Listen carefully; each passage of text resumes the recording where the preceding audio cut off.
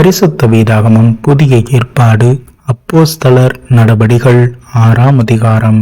அந்நாட்களிலே சீஷர்கள் பெருகினபோது கிரேக்கரானவர்கள் தங்கள் விதவைகள் அன்றாட விசாரணையில் திட்டமாய் விசாரிக்கப்படவில்லை என்று எபிரேயருக்கு விரோதமாய் முறுமுறுத்தார்கள்.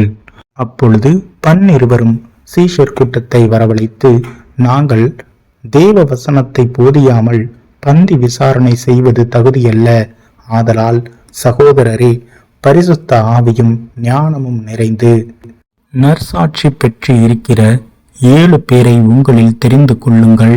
அவர்களை இந்த வேலைக்காக ஏற்படுத்துவோம்.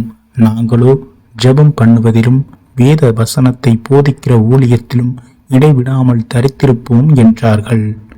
இந்த யோசனை சபையார் எல்லாருக்கும் பிரியமாயிருந்தது. அப்பொழுது விசுவாசமும் பரிசுத்த ஆவியும் நிறைந்தவனாகிய ஸ்தேவானையும் பிலிப்பையும் பிரேகோரையும் நிக்கானோரையும் தீமோனையும் பர்மோனாவையும் யூத மார்க்கத்தமைந்தவனான அந்தியோகியா பட்டணத்தானாகிய நிக்கோலாவையும் தெரிந்து கொண்டு அவர்களை அப்போஸ்தலருக்கு முன்பாக நிறுத்தினார்கள். இவர்கள் ஜெபம் பண்ணி அவர்கள் மேல் கைகளை வைத்தார்கள். தேவ வசனம் விருத்தி அடைந்தது. சீஷருடைய தொகை எருசலேமில் மிகவும் பெருகிற்று. ஆசாரியர்களில் அநேகரும் விசுவாசத்துக்கு கீழ்ப்படிந்தார்கள். ஸ்தேவான் விசுவாசத்தினாலும் வல்லமையினாலும் நிறைந்தவனாய் ஜனங்களுக்குள்ளே பெரிய அற்புதங்களையும் அடையாளங்களையும் செய்தான்.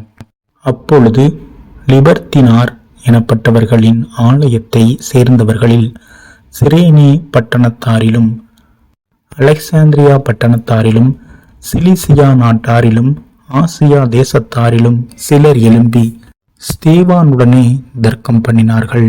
அவன் பேசின ஞானத்தையும் ஆவியையும் எதிர்த்து நிற்க அவர்களால் கூடாமற் போயிற்று.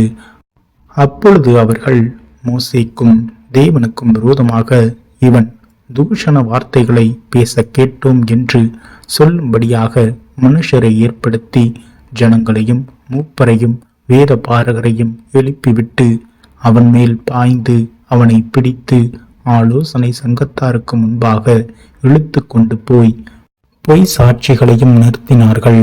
இவர்கள், இந்த மனுஷன் இந்த பரிசுத்த ஸ்தலத்துக்கும் வேத பிரமாணத்துக்கும் விரோதமாக தூஷண வார்த்தைகளை ஓயாமற் பேசுகிறான். எப்படி என்றால், நசரேயனாகிய அந்த இயேசு இந்த ஸ்தலத்தை அழித்து போட்டு மோசே நமக்கு கொடுத்த முறைமைகளை மாற்றுவான் என்று இவன் சொல்ல கேட்டோம் என்றார்கள். ஆலோசனை சங்கத்தில் உட்கார்ந்திருந்த அனைவரும் அவன் மேல் கண்ணோக்கமாயிருந்து அவன் முகம் தேவதூதன் முகம் போல் இருக்க கண்டார்கள்.